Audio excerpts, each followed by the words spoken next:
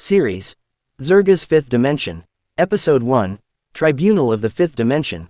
Written by John Zerga Jr. ACT-1. The Geometry of Silence. Int. The Tribunal. Timeless. Visual direction. We are in the waiting room of the cosmos.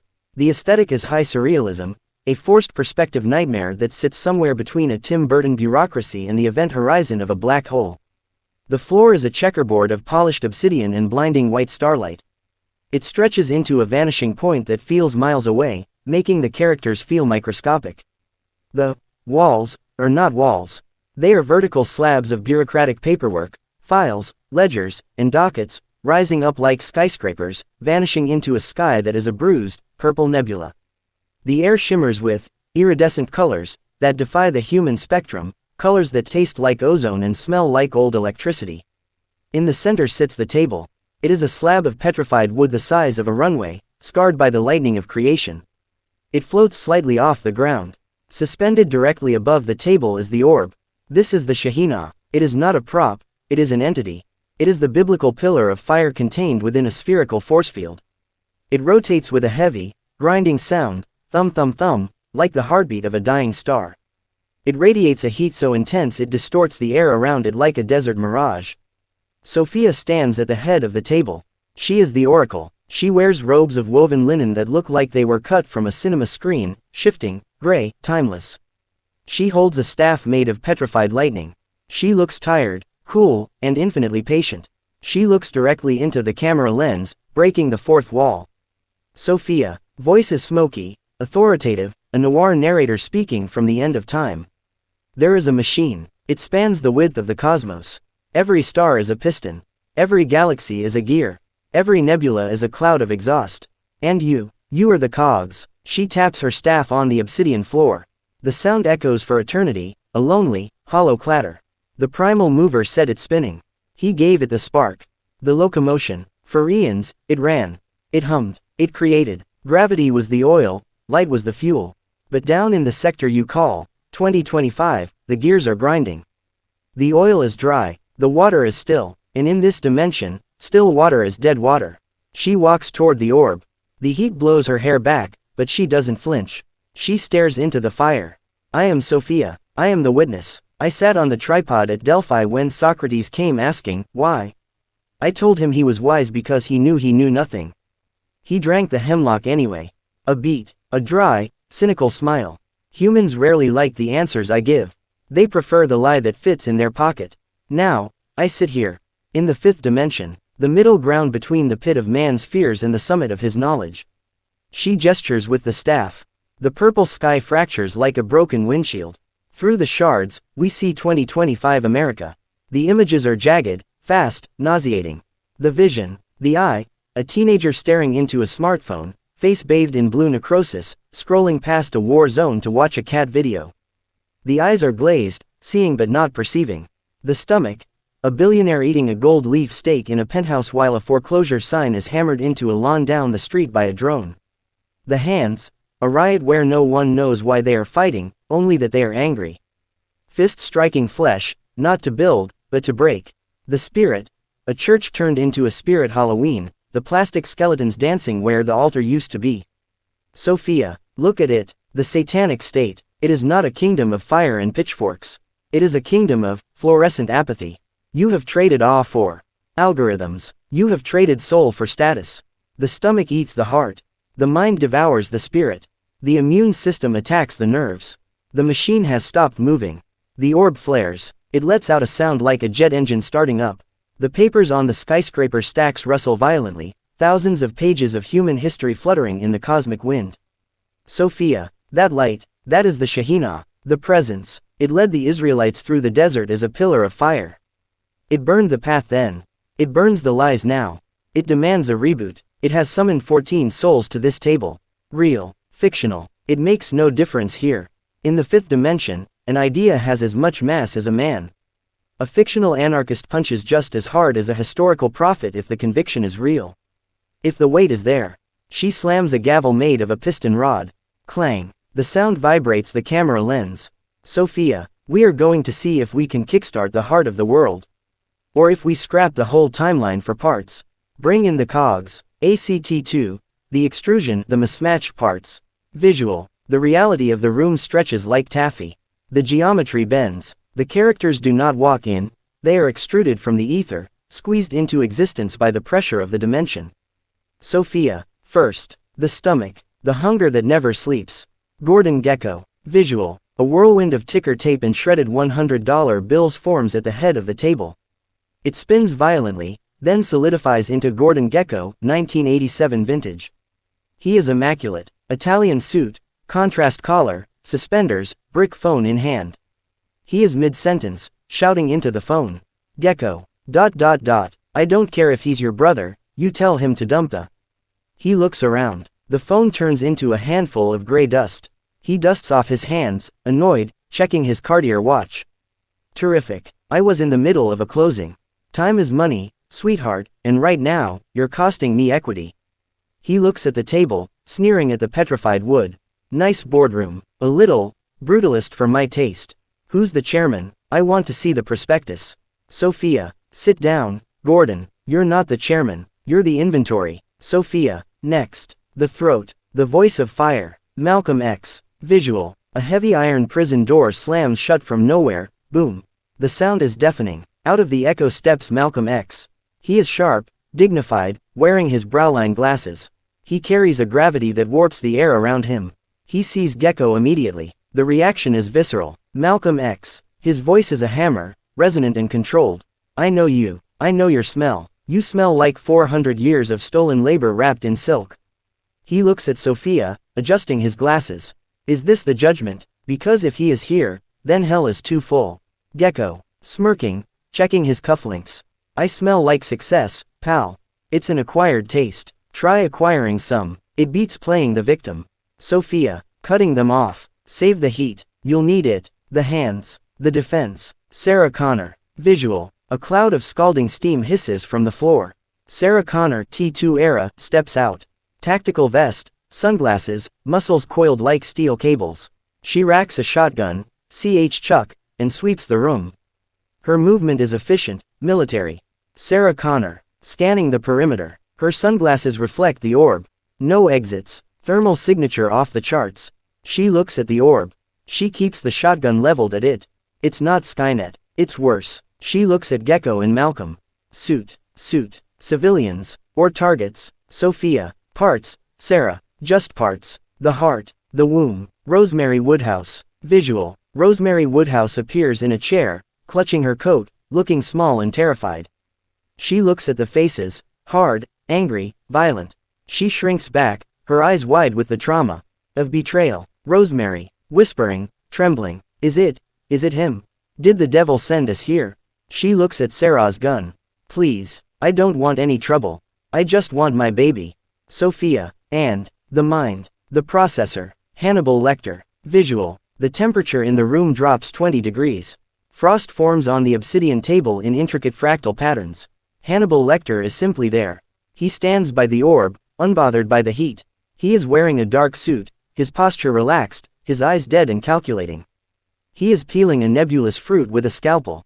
Hannibal. Sniffing the air. He savors the scent. Ozone. Fear. And cheap cologne. He looks at Gekko. Eau de desperation. Pungent. He turns to Sophia, his voice silky and terrifying. A fascinating gathering. You have assembled the body, but you seem to have forgotten the brain. Or perhaps, I am the brain. Sophia. You are the cold intellect. Hannibal. The Nazi science. You know how, but you forgot why. You are the cog that thinks it is the engine. Hannibal. Smiling a small, cruel smile. Why, is a sentimental question, Sophia. How, is the only question that matters. The eye does not care if it sees a flower or a slaughterhouse.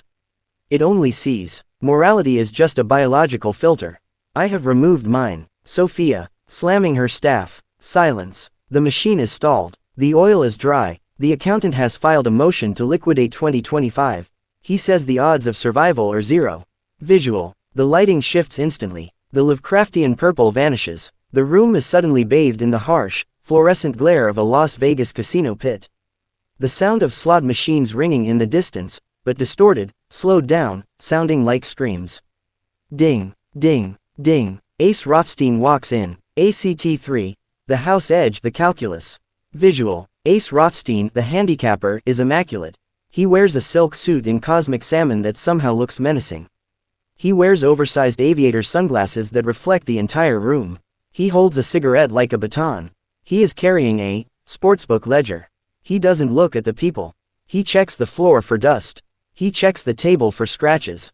He is the manager, and he is annoyed. Ace. Voice clipped, fast, De Niro cadence. He speaks with absolute, bored authority. Sloppy. This whole operation is sloppy. He points a pen at Sophia. I've been looking at the books, Sophia. And the books are a disaster. You got overhead through the roof. You got personnel who don't know the job. And the bottom line is bleeding out. Sophia, calmly. Ace, introduce yourself to the table.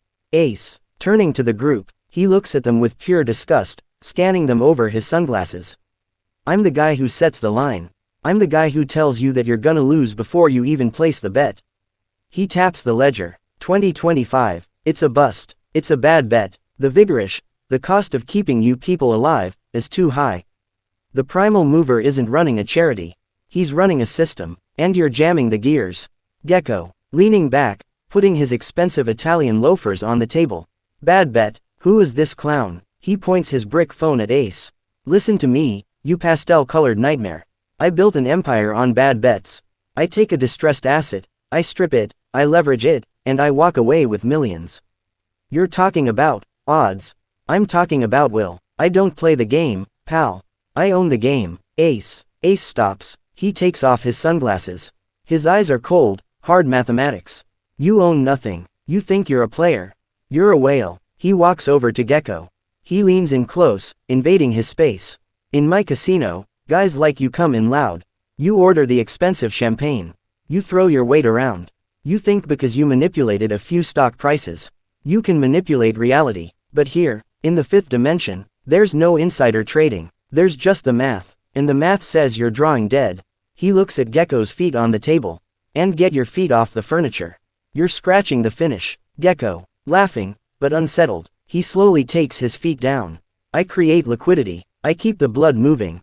Ace, you create bubbles. And bubbles burst. He turns to the orb, ignoring Gecko.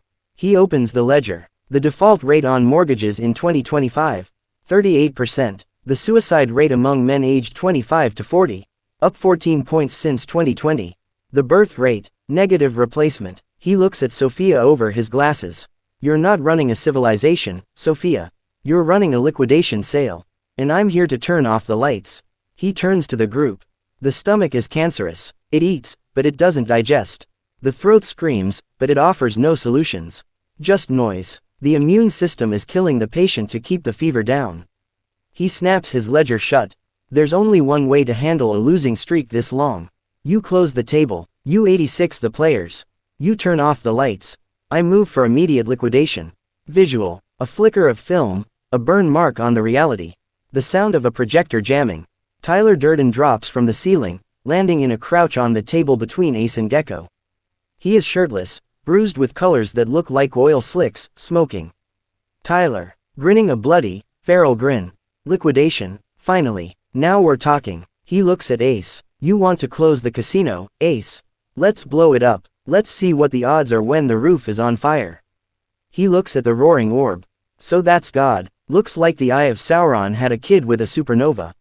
He turns to Ace. Let's poke it with a stick. Ace, staring at Tyler with zero amusement. Security. Get this mechanic out of here. He's bad for business. Chaos ruins the spread. Sophia, slamming her staff. THOOM. The sound vibrates the characters' chests. No one leaves. The orb turns blood red. The heat increases. Sweat beads on Gecko's forehead. Sophia. Ace says the house always wins. Gordon says the player can cheat the system. Tyler wants to burn the casino down. We are going to find out who is right. Sophia. The indictment is sealed. Theme 1. The sin of materialism. Does the stomach feed the body? Or does it starve it? Malcolm. You're the prosecutor. Gordon. Defend the greed. Debate. ACT 4. The sin of gold. The stomach versus the throat. Int. The tribunal. Continuous. Visual. The lighting shifts again. The casino glare remains on Ace, but a spotlight, harsh, interrogating white, hits Gordon Gecko and Malcolm X. The rest of the room falls into deep shadow, chiaroscuro, creating a noir interrogation vibe. Gecko, standing up, adjusting his suspenders. He treats the orb like a shareholder meeting. He is in his element. I'll take this. You call it materialism. I call it physics. He gestures to the fractured sky showing 2025. Look at them. They have iPhones. They have Uber Eats. They have streaming services. Who gave them that? Not the poets. Not the priests. Capital. I create value. I create the engine that keeps your little cosmos spinning. Without me, without the hunger for more, you're all just monkeys playing with sticks in the mud. Greed, for lack of a better word, is good. Greed works. Greed cuts through, clarifies, and captures the essence of the evolutionary spirit. Ace, interrupting, looking at his ledger. Greed is inefficient, Gordon. The waste output is too high.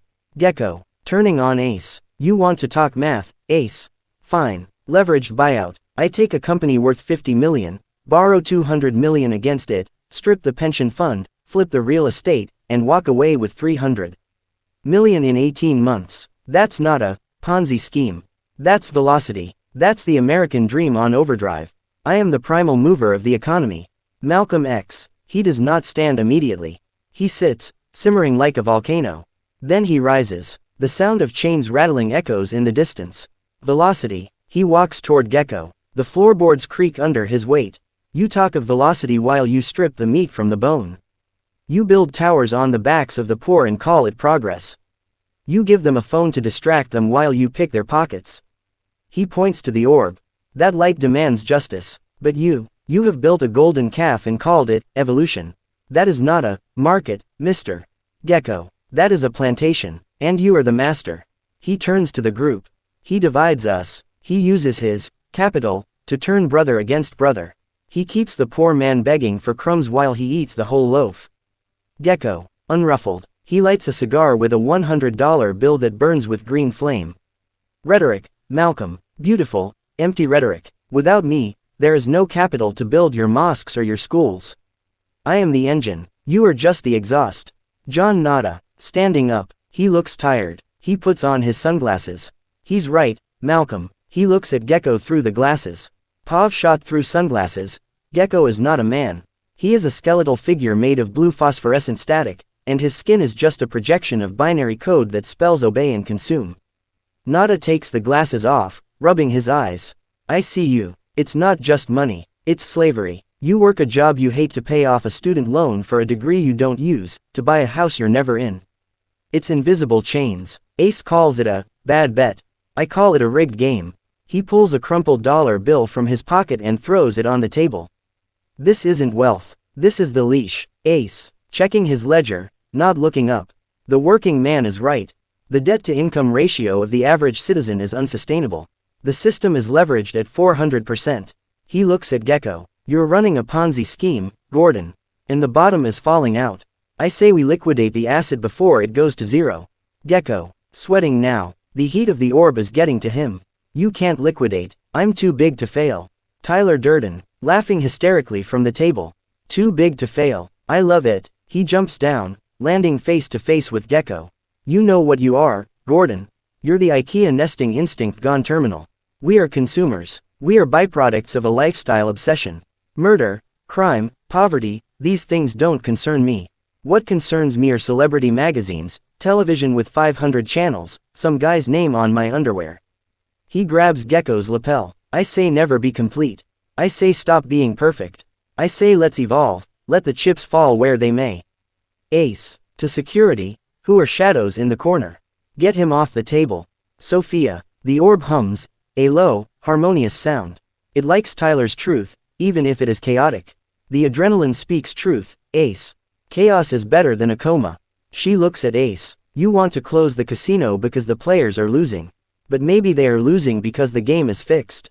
Ace. The game isn't fixed, Sophia. The game is math. You think you're the house, Gordon. But the house is what's left after you're gone. The house is the math that eats the player.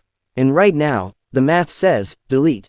Hannibal Lecter, speaking from the shadows. His voice cuts through the shouting. May I interject? The room goes silent. Even Tyler stops laughing. You are all missing the point. He walks to Gecko. Gordon consumes because he is empty. He walks to Malcolm. Malcolm screams because he is in pain. He walks to Ace. And Ace calculates, because he is afraid of the variable. He looks at the orb. The machine is not broken, Sophia. It is simply inefficient. Why save the sheep? They only exist to be eaten. I agree with the accountant. Liquidate them, but save the brains. They are quite delicious. Sophia, disgusted. The anti-reality speaks. She turns to the room. Round 1 goes to the prosecution. Materialism is a cancer, but can the body survive without it? We move to the next sin. The sin of numbing. Big Pharma. Apathy. The silence. Nurse Ratched, you claim you bring order. McMurphy claims you bring death. Defend yourself. ACT 5. The numbing, the immune system versus the lungs. Visual. The lighting shifts to clinical blue. The room feels cold, sterile, like a morgue. The sound of a heart monitor beeping, beep, beep, beep, plays underneath the dialogue. Nurse Ratched, she steps forward. She pushes a stainless steel medication cart that squeaks, scree, scree. Her hands are folded. She is terrifyingly calm. It is not numbing, Sophia. It is compassion. She holds up a pill bottle. It rattles like dry bones. The world is sharp. It cuts. Why should the children suffer? The best thing we can do is go on with our daily routine. Emotions are messy. Trauma is inefficient. The mind is a machine that needs calibration. She looks at Rosemary Woodhouse, who is weeping silently. Look at her. She is shaking. She remembers things she should forget. Trauma is a virus. I am the cure. She holds out a small paper cup with a pill. Take your medicine, dear. It will make the bad thoughts go away. It will make the devil go away. Rosemary, backing away, hyperventilating. No. No, I don't want to forget. If I forget, then he wins. The baby, his eyes. She looks at Ratched with sudden ferocity.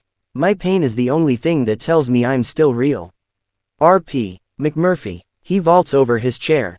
He is pure kinetic energy, the lungs trying to breathe. Don't touch her, you Nurse Zilla. He grabs the pill cup and crushes it. White powder explodes into the air. You see what she's doing. It's the combine. She wants to install a thermostat in your brain. Set it to 70 degrees and weld the dial shut. He turns to Ace. You talk about odds, Ace. What are the odds of a man living a life if he's asleep for the whole damn thing? They dope us so we don't see the bars. You're not stable, you're lobotomized. Man, you gotta laugh. You gotta scream. You gotta throw the hydrotherapy console through the window. If you ain't laughing, you're already dead. Ace, unimpressed. Screaming is not a strategy, McMurphy. It's a disturbance. He taps his ledger. But the nurse, she has a point. Sedated players don't cause riots. Sedated players pay the vigorous. Stability is good for the house. Catherine Tramail, uncrossing her legs, smoke curling from her lips. Oh, Ace, you're so boring. She looks at Ratched. Why sedate when you can stimulate? She looks at McMurphy. Why scream when you can moan? She stands up. The nerves awakening. The sin isn't numbing, Sophia. The sin is denying the flesh. If the universe is a void, if God is just a burning wheel in the sky, then pleasure is the only rational response. Gordon offers toys. The nurse offers sleep. I offer the ride. Why pretend we have souls when we can have sensations? Father Marin, he speaks softly, but his voice cuts through the noise like a bell. He looks ancient, eroded by evil. It is not about the sensation, Catherine. It is about the substitute. He steps forward, clutching his rosary. You fill the void with gold. With sex. With pills. But the void remains. He looks at Ace. This stability you speak of, it is the peace of the graveyard. You have removed the struggle, yes. But you have also removed the sanctity. Man cannot live by bread alone. And he certainly cannot live by algorithm. Ace. The numbers on his face turn red. He looks annoyed. Sanctity is unquantifiable. It introduces error. The system requires predictability. The human soul is erratic. It loves what it should hate. It sacrifices for no gain. It is a bad bet. Sophia. The orb darkens. Thunder rumbles in the nebula. The indictment is filed. Corporatism claims it feeds the body. Anarchy claims it frees the mind. Pleasure claims it fills the void. But the handicapper says the game is rigged. She looks at Ace. What is your verdict, Ace? Ace. He closes the ledger. He puts his sunglasses back on. I've seen enough. The stomach is greedy. The immune system is toxic. The heart is broken. The brain is a sociopath. This isn't a machine. It's a car wreck. He raises his hand. A remote control appears in it, a universal remote for reality. I'm calling it, the house is closing, initiating format protocol, liquidate the year, visual, Ace presses the button, the glitch begins, the reality of the room begins to tear. Gecko's suit turns into pixels. The Beetlejuice papers start to burn with digital fire. The colors of the universe invert. Rosemary looks at her hands. They are becoming transparent, revealing the clockwork gears beneath the skin. Rosemary, staring at her hands in horror. We're not people, are we? She looks at Ace, then Gecko. We're parts, just pieces of something that broke. Sophia, screaming over the noise of the universe tearing apart. The audit is over, the execution begins. You have seconds to find a truth that can withstand the void. Words won't save you now. Show me your weight. Fade to black. To be continued in episode 2, The Primal Mover.